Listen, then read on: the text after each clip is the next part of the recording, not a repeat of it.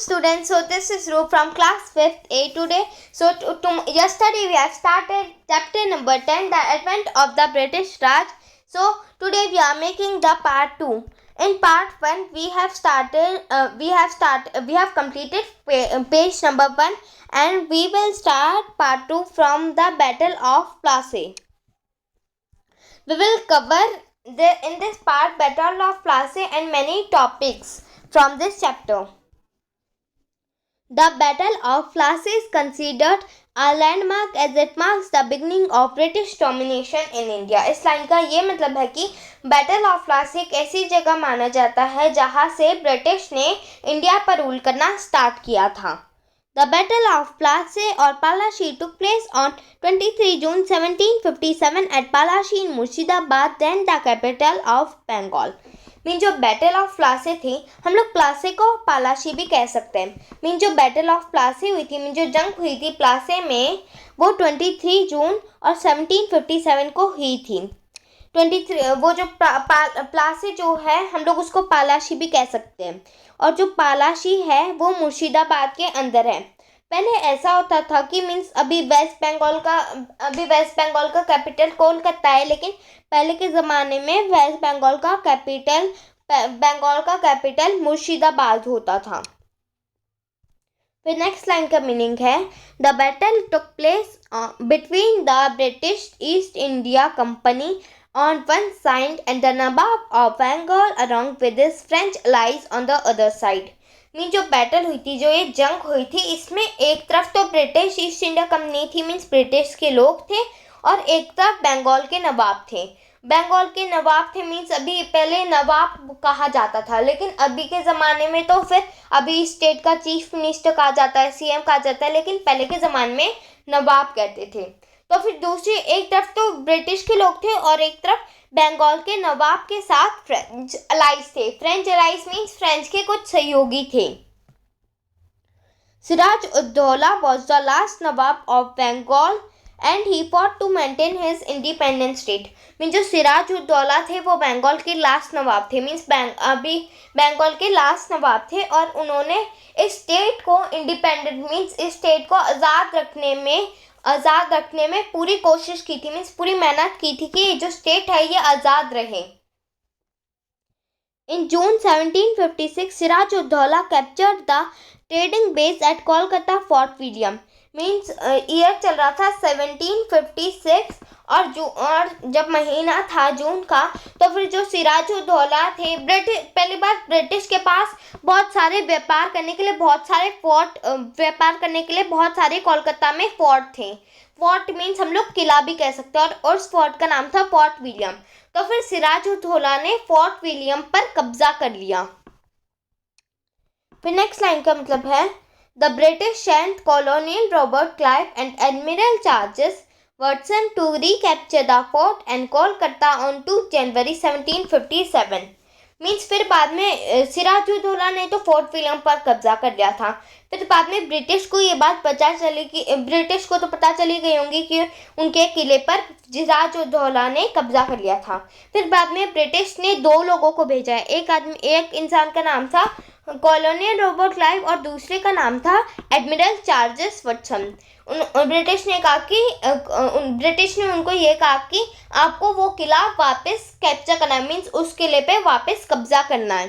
फिर बाद में वो दोनों ने उस किले पे वापस कब्जा कर लिया था, और यहाँ पे डेट भी दी गई है कि कौन से दिन को और कौन से साल और महीने को उन्होंने कब्जा किया था. उन्होंने कब्जा कर लिया था 2 जनवरी 1757 को. नेक्स्ट लाइन का मतलब है the battle of Plassey followed and नवाब ऑफ बंगाल नवाब Siraj ud Daula was defeated by the British captured and put to death. Means पहले एक बार तो स्टार्टिंग में हुई थी बैटल ऑफ प्लासी. पहली बार जो हुई थी बैटल ऑफ प्लासी, उसमें तो सिराज उद दौला जीत गए थे पहले वाले में. फिर एक बार फिर से बैटल ऑफ प्लासी हुई थी. तो फिर दूसरी बार जो बैटल ऑफ प्लासी हुई थी उसमें जो बंगाल के जो नवाब थे सिराज उद दौला, वो ब्रिटिश से हार चुके थे, और ब्रिटिश ने वापस से प्लासी पे कब्जा कर लिया था. और उन्होंने सिराज उद दौला को डेथ में मीन्स उनको पकड़ लिया था, फिर बाद में उन्होंने उनको मार दिया था। The company gained vast amounts of wealth from the Bengal treasury after the battle. This was used to strengthen their army. Means जो ये कंपनी थी, जो ये ब्रिटिश की जो कंपनी थी, ब्रिटिश ईस्ट इंडिया कंपनी, जो ये कंपनी थी, उन सिराजुद्दौला को मार के इनको बहुत सारे पैसे मिले। मीन्स बहुत मीन्स इनको बहुत सारे पैसे मिले और इनको बंगाल के ट्रेजर मिले। ट्रेजर मीन्स खजाना, मीन्स पहले के नवाब के पास बहुत सारे खजाने वगैरह होते थे, तो फिर उनको पैसे भी मिल गए और उनको खजाने भी मिल गए ये जंग के बाद। फिर नेक्स्ट लाइन का मीनिंग है this was used to strengthen their army. अभी उनको बहुत सारे पैसे मिले और खजाना मिला। ये उन्होंने इन पैसे का भी क्या करेंगे, ऐसा तो नहीं कि इंडिया में आ जाएंगे। इंडिया में आके इन्होंने अभी प्लासी पे भी अपने कब्जा कर लिया। हाँ, फिर बाद में उन पैसों का यूज़ करके ये अपनी आर्मी को, मीन्स उनकी आर्मी जितनी है अपने पैसे दे दे के वो अपनी आर्मी को बड़ा करेंगे। While the Battle of Plassey helped the British East India Company gain a strong grip on India, the Battle of Buxar, which took place in October 1764, made them central power in India. फिर बाद में एक तो हुई थी battle of Plassey, फिर बाद में हुई थी बैटल ऑफ बक्सर। पहली बार जो बक्सर है वो बिहार में है, फिर बाद में जंग हुई थी मीन्स बक्सर के लिए जंग हुई थी। पहले प्लासी के लिए जंग हुई थी और अभी बक्सर के लिए जंग हुई थी। तो फिर जब जंग हुई थी उस दिन की यहाँ पे उस दिन का महीना और उस दिन का ईयर यहाँ पे मेंशन किया गया है। वो हुई थी अक्टूबर को 1764 को ये हुआ था। और ये जब वो लड़ाई जीते, ये जो जीते थे ये ब्रिटिश, तो फिर उनको मीन्स ये लास्ट ही जगह बाकी रह गई थी बक्सर में अपना कब्जा करना। तो फिर बाद में ये जीत गए थे, तो फिर इन्होंने पूरे इंडिया पर अपना रूल कर लिया था, मीन्स पूरे इंडिया पर इन्होंने अपना कब्जा कर लिया था। और यहाँ पे डेट मेंशन की नहीं गई, लेकिन मैं एक्स्ट्रा के लिए बता दूं कि यहाँ की जो डेट है बैटल ऑफ बक्सर की डेट है 22 अक्टूबर 1764। ना हम लोग अभी नेक्स्ट टॉपिक पढ़ते हैं। नेक्स्ट टॉपिक है ब्रिटिश पॉलिसीज। मीन्स अभी इस टॉपिक में पढ़ेंगे कि ब्रिटिश ने कौन कौन सी और पॉलिसीज बनाई। The east India company was active in setting up colonial and economic rule in India। Mean जो ईस्ट इंडिया कंपनी थी उन्होंने उपनिवेश मीन्स वो बहुत एक्टिव थी उपनिवेश करने के लिए। उपनिवेश मीन्स इन्वेस्टमेंट करने के लिए भी वो बहुत एक्टिव थी, और पैसों का लेन देन वो सारे इंडिया के, ऐसा नहीं कि वो इंडिया में कब्जा भी करने आई थी, लेकिन उनका मेन रीज़न ये था कि वो इंडिया में कब्जा करके जो इंडिया के जितने भी पैसे वो हड़प ले, मीन्स सारे पैसे उनके पास आ जाए। उनका मेन मोटिव ये था। They adopted many unfair policies to capture as much as land possible. Means उन्होंने बहुत सारी फेयर पॉलिसीज भी बनाई थी। फेयर पॉलिसीज मीन जो सही पॉलिसीज, और अनफेयर पॉलिसीज भी बहुत सारे बनाई थी। अनफेयर पॉलिसीज मीन जो गलत पॉलिसीज, ये उन्होंने फेयर और अनफेयर पॉलिसी, सही और गलत पॉलिसीज उन्होंने इसलिए बनाई थी क्या है, वो ज़्यादा से ज़्यादा इंडिया का जो लैंड वो अपने पास ज़्यादा से ज़्यादा लैंड पर वो कब्जा कर सके, इसलिए उन्होंने सही और गलत पॉलिसीज बनाई थी। The governor general of India 1789 to 1805 Lord Richard Wellesley used the subsidiary alliance system to bring the Indian states under British rule. According to the system, the British would protect the Indian states from foreign threats while gradually bringing them under British supremacy.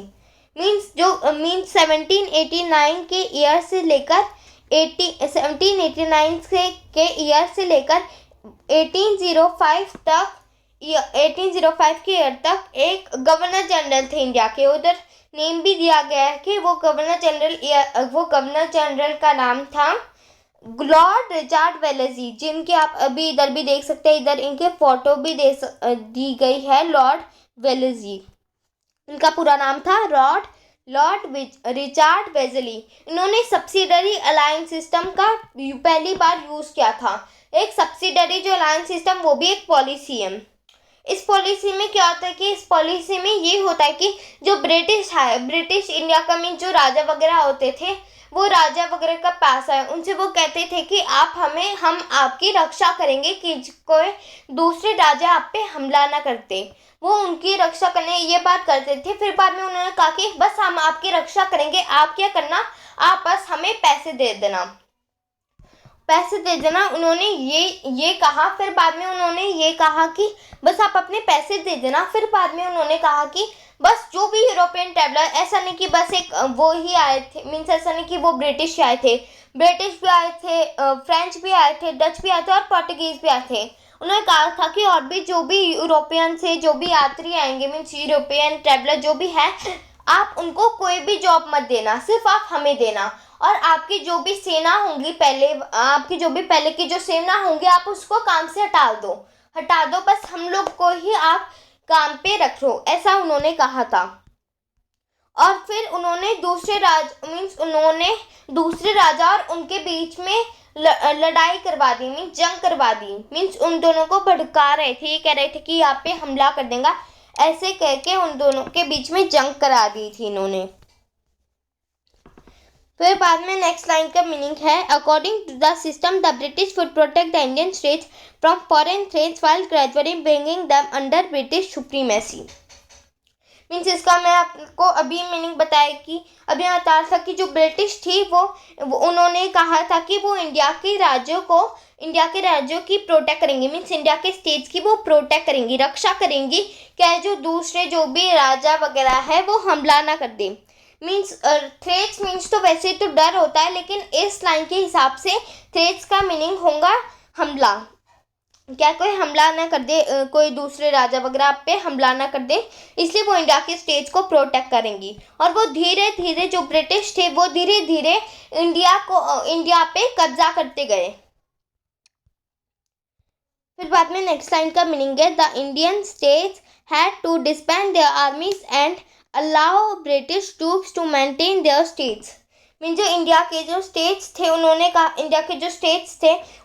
ये भी कहा था, अभी मैंने आपको बताया था कि आप अपनी आर्मी को काम से हटा दो। मीन्स आप अपनी आर्मी को काम से हटा दो, सिर्फ हम लोग ही आपकी रक्षा करेंगे। और फिर बाद में जो ब्रिटिश के जो ट्रुप्स थे वो ये इंडिया के राज्यों पे वो कब्जा करते चले गए। This system was a calculated policy of the East India Company to control the territory. Means ये जो सिस्टम था, मीन्स ये जो पॉलिसी थी सब्सिडरी अलायंस सिस्टम, ये बहुत सोची समझी साजिश थी ईस्ट इंडिया कंपनी की। मीन्स ब्रिटिश की बहुत सोची समझी साजिश थी, क्या ये पूरे टेरिटरी पे कंट्रोल कर सके, मीन्स पूरे इंडिया पे ये कंट्रोल कर सके, कब्जा कर सके। It also allowed the company to maintain the British Army at the expense of the Indian states. उन्होंने इंडिया पर राज भी कर लिया और उनका कुछ पैसा भी नहीं लगा। उन्होंने ये कहा था कि हम आपकी प्रोटेक्ट करेंगे, मीन्स हम आपकी रक्षा करेंगे, बस आप उसके बदले में हमें पैसे दे देना। उनको पैसे भी मिल जा रहे थे और उन्होंने इंडिया पर कब्जा भी कर लिया। फिर अभी ये नेक्स्ट पैराग्राफ है, ये पैराग्राफ में अभी डॉक्ट्रिन ऑफ लैप्स है। डॉक्ट्रिन ऑफ लैप्स एक अलग पॉलिसी है।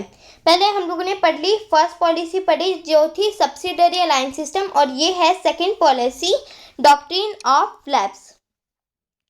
The governor general of India Lord Dalhousie devised the doctrine of lapse. Means पहले के तो गवर्नर जनरल थे लॉर्ड रिचर्ड वेलेस्ली। फिर उनके बाद एक दूसरे गवर्नर जनरल थे इंडिया के, उनका नाम इधर दिया गया है लॉर्ड डलहौजी। उन्होंने डॉक्ट्रिन ऑफ लैप्स भी एक पॉलिसी है। उन्होंने डॉक्ट्रिन ऑफ लैप्स को डिवाइड कर दिया, मीन्स उनको भागों में डिवाइड कर दिया उन्होंने। According to this policy any princely state would come under the direct control of the British East India Company if the ruler died without a direct heir or if the ruler was found to be innocent. Means इस policy के हिसाब से जो भी India के जो भी state होंगे वो पूरी तरह से ब्रिटिश के अंदर में जाएंगे, मीन्स ब्रिटिश उन पे कब्जा आराम से कर, ब्रिटिश के कंट्रोल पे जाएंगे, ब्रिटिश रूल करने लग जाएंगे उन स्टेट पे। इधर बताया गया है कि कैसे करेंगे वो, क्योंकि उन्होंने डॉक्ट्रिन ऑफ लैप्स में ये बताया गया है कि कोई भी राजा हो इस स्टेट का और वो मर गया बिना उसका कोई नेचुरल हायर डायरेक्ट हायर हो, मीन्स उसका जो असली बेटा हो उसके बिना वो मर गया, तो फिर जो वो स्टेट होगा वो सीधा ब्रिटिश के हाथों में जाएगा, मीन्स ब्रिटिश स्टेट पे राज करेंगी। फिर बाद में इधर ये उसका नेचुरल हायर हो, मीन्स उसका असली बेटा हो, तो फिर बाद में इधर बताया गया और if the ruler was found to be innocent, means उसका जो राजा, मीन्स जो उस जगह का जो राजा था वो मर गया और उसका डायरेक्ट हायर भी हो, मीन्स उसका असली बेटा भी हो, तो फिर वो ये कह देते थे कि ये बच्चा अभी ये इधर इस स्टेट पे राज करने के लायक नहीं है। फिर बाद में फिर से ये जो स्टेट होगा वो ब्रिटिश के हाथों में चला जाएगा, ब्रिटिश राज करेंगे इस स्टेट पे, ऐसा होता था। फिर बाद में नेक्स्ट लाइन का मीनिंग है when the last ruler of Jhansi Raja Gangadhar Rao dies in 1853 he left behind Rani Lakshmibai his wife and an adopted heir Damodar Rao. Mean जब ये जो लास्ट रूलर था, मीन जो लास्ट राजा था झांसी का, वो उनका नाम इधर दिया गया है, वो थे राजा गंगाधर राव। जो राजा गंगाधर राव थे वो 1853 में मर गए। 1853 में राजा गंगाधर राव मर गए। फिर आगे में ये बताया गया है कि राजा गंगाधर राव के मरने के बाद रानी लक्ष्मीबाई बची थी जो उनकी पत्नी थी। राजा गंगाधर राव की जो पत्नी थी रानी लक्ष्मीबाई वो बची थी और उनका एक अडॉप्टेड हेयर बचा था, मीन्स उनका एक नकली बेटा बचा था जो उन्होंने अडॉप्ट किया था, वो बेटा बचा था जिसका नाम इधर दिया गया है Damodar Rao. The British ordered the Rani to vacate her palace under the doctrine of lapse, and then after a long period of unrest and battles, the Rani was defeated and Jhansi was annexed in 1858. Means मैंने आपको बताया था कि जिसका एक adopted बेटा जिसका भी होगा तो फिर वो जो स्टेट होगा वो डॉक्ट्रिन ऑफ लैप्स के पॉलिसी के हिसाब से वो ब्रिटिश के पास जाएगा। फिर बाद में वो कहने लगे कि ब्रिटिश ये रानी लक्ष्मीबाई से कह रहे थे कि आपको अपना पैलेस छोड़ना पड़ेगा, क्योंकि डॉक्ट्रिन ऑफ लैप्स की पॉलिसी के हिसाब से आपको अपना पैलेस ही छोड़ना पड़ेगा। फिर बाद में बहुत देर के बाद जो रानी लक्ष्मीबाई और जो ब्रिटिश थे उनके बीच में बहुत जंग हुई, बहुत सारी बैटल्स हुई इन दोनों के बीच में। फिर बाद में एक जंग ऐसी हुई कि जिसमें रानी लक्ष्मीबाई जो थी वो डिफीटेड हो गई थी। डिफीटेड मीन्स हार गई थी। और जो झांसी एनेक्स हो गई थी 1858 में। एनेक्स मीन्स ब्रिटिश ने झांसी पर कब्जा कर लिया था 1858 में। ईयर भी दिया गया है 1858 में।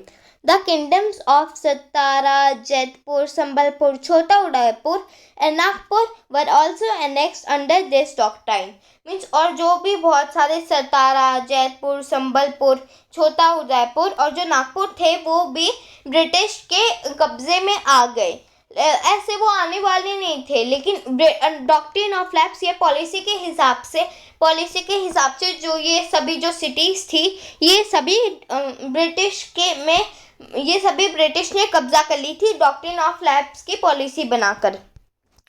सो गाइस हम लोगों ने ये चैप्टर अभी फिनिश कर दिया है। Chapter number 10 the advent of the British Raj. Thank you for watching. Please like, share and subscribe in my channel.